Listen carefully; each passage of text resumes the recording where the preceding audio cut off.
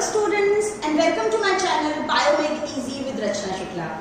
Last time we studied plant tissues, permanent and meristematic tissues. Plant tissues were very simple, most of them were dead.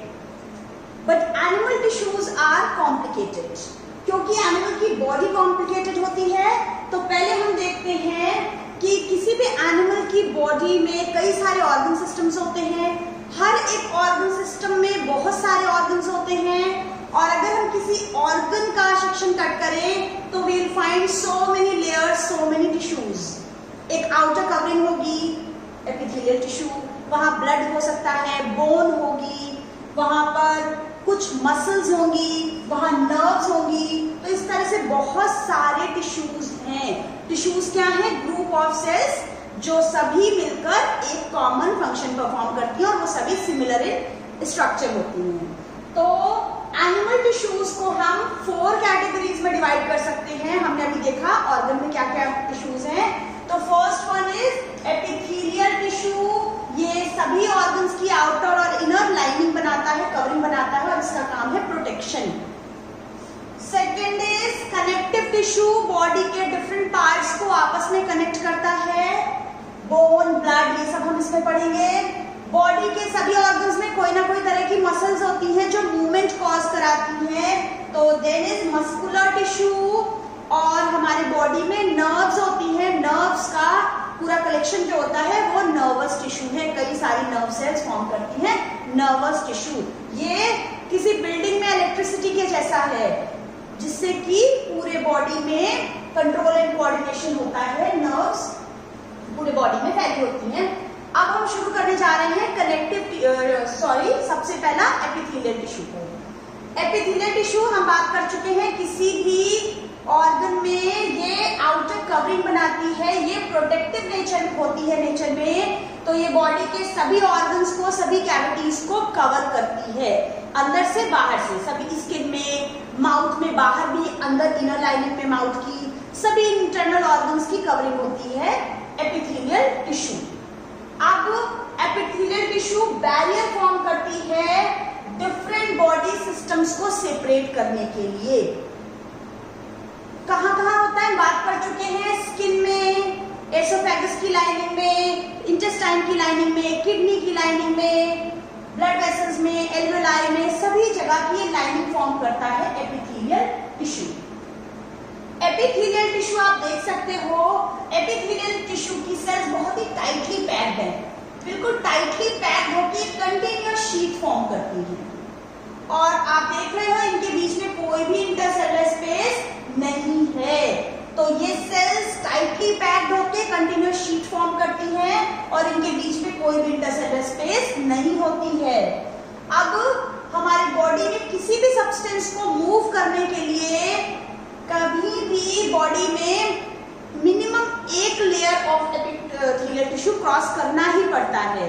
कहीं भी किसी substance का movement होगा तो बहुत सारी लेयर्स को भी क्रॉस करना पड़ सकता है, पर at least 1 layer of epithelial tissue को तो क्रॉस करना ही पड़ेगा. हर बॉडी ऑर्गन की कवरिंग होती है एपिथेलियल टिश्यू. अब एपिथेलियल टिश्यू, कई तरह के एपिथेलियल टिश्यूज में क्या होता है, सबकी परमिएबिलिटी, इन सेल्स की परमिएबिलिटी पे डिपेंड करेगा सब्सटेंस का एक्सचेंज. उसके बाद सभी तरह के एपिथेलियल टिश्यू, बहुत तरह के होते हैं, पढ़ेंगे अभी तो. पर आप अभी ये देख लो कि सभी तरह के एपिथेलियल टिश्यू में यहाँ पर एक कॉमन चीज है, ब्लू कलर का आपको दिखाई दे रहा है, बेसमेंट मेम्ब्रेन. दूसरे ऑर्गन से, दूसरे टिश्यूज से सेपरेट करने के लिए यहाँ पर extra cellular fibrous basement membrane है सभी तरह के एपिथेलियल टिश्यूज में.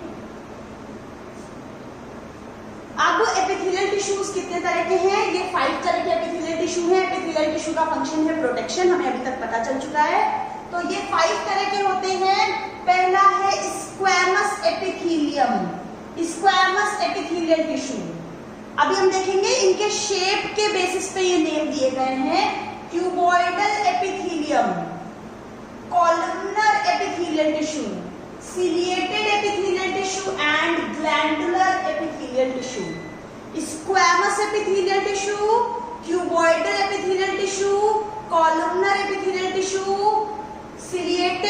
And glandular epithelial tissues. ये 5 टाइप्स के टिश्यूज होते हैं हमारे बॉडी में। हमारे बॉडी में 5 तरह के एपिथेलियल टिश्यूज होते हैं।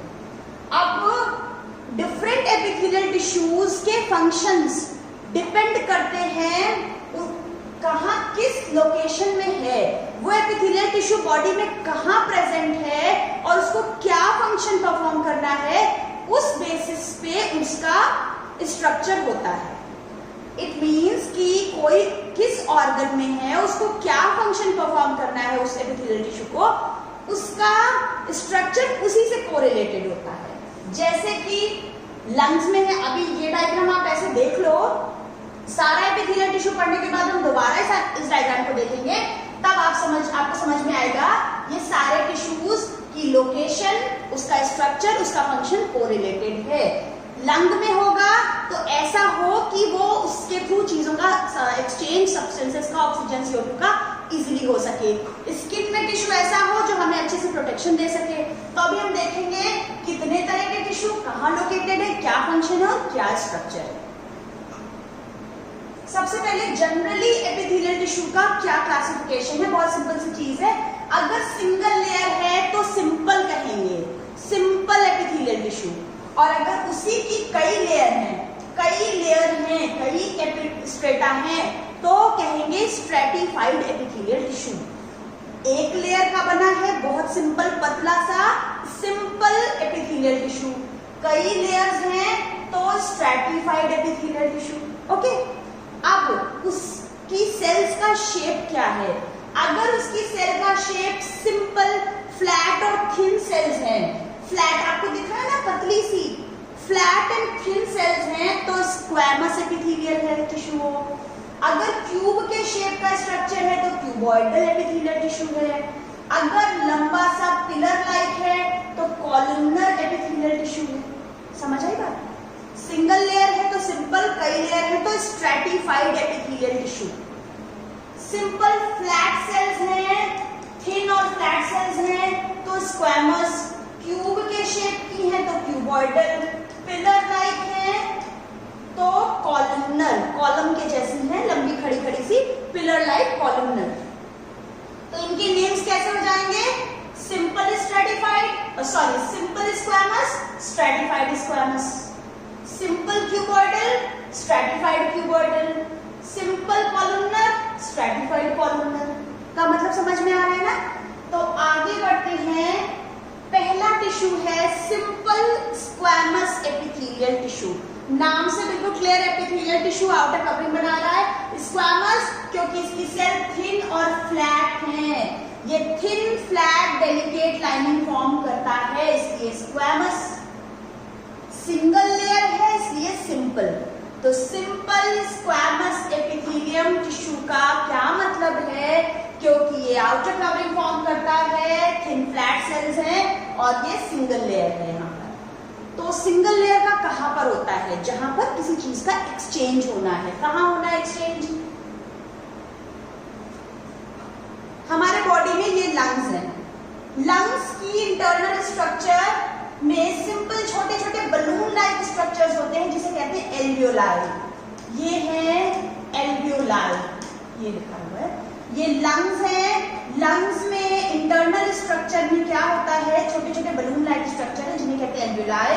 और आप देख सकते हो एल्वियोलाई पे ब्लड सप्लाई है, एल्वियोलाई पे यहाँ पर ब्लड वेसल्स दिखाई दे रही हैं। और डिटेल जब इस एल्वियोलाई की स्ट्रक्चर हम बनाएंगे बड़ी सी, तो यहाँ पर आप देख सकते हो ये एल्वियोलाई है और ये है ब्लड वेसल की वॉल। ठीक है, तो यहाँ पर आप इस चीज को नोटिस करो कि एल्वियोलाई की cells simple squamous epithelium tissue की बनी है। एक लेयर है थिन फ्लैट सेल्स की। Is it clear? Blood vessels में भी एक लेयर है सेल की, थिन फ्लैट एपिथेलियल टिश्यू है, सिंगल लेयर। किस लिए? ताकि लंग्स की ऑक्सीजन इजीली ब्लड वेसल में चली जाए और जो ब्लड वेसल CO2 लेकर आई है वो जल्दी से एल्वियोलाई में चली जाए और बॉडी से बाहर निकल जाए। ठीक है। लंग्स में जो ऑक्सीजन भरी है वो इस एल्वेलाई के सरफेस के थ्रू ब्लड में चली जाए, इसलिए सिंपल सी पतली थिन फ्लैट सेल्स हैं जिससे कि एक्सचेंज ऑफ गैसेस बहुत इजीली हो सके। तो सिंपल स्क्वैमस एपिथेलियम टिश्यू कहाँ पर है? ये ब्लड वेसल्स की लाइनिंग में है, ये लंग्स के एल्वेलाई की लाइनिंग में है। क्यों? ताकि यहाँ पर ट्रांसपोर्टेशन ऑफ सब्सटेंसेस बहुत इजीली हो सके। ये सेल सेलेक्टिवली परमेएबल है और ये हमारे लंग्स में और ब्लड वेसल्स की लाइनिंग में वॉल में होती हैं एक्सचेंज ऑफ गैसेस के लिए। क्लियर है? आगे बढ़ते हैं। Simple squamous epithelial tissue single layer की है और अगर कई लेयर्स हो जाए, अगर ये कई लेयर्स के पैटर्न में अरेंज हो जाए तो ये बन जाएगी स्ट्रैटिफाइड स्क्वैमस एपिथेलियम। स्ट्रैटिफाइड क्योंकि कई लेयर्स हैं, कई सारी लेयर्स हैं, तो ये स्ट्रैटिफाइड स्क्वैमस एपिथेलियल टिश्यू बनाएगी। क्या काम हो सकता है अगर बहुत सारी लेयर्स हो? तो इसका काम होगा प्रोटेक्शन देने का।